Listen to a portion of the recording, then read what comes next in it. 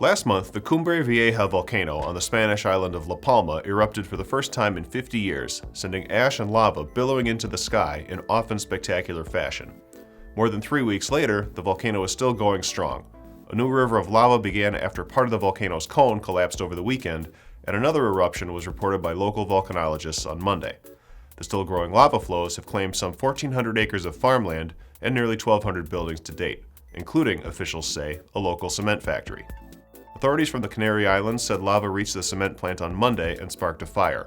Concerns over the resulting thick plume of toxic smoke prompted the government to order lockdowns in a pair of nearby towns, a decision reportedly affecting 2,500 to 3,000 residents.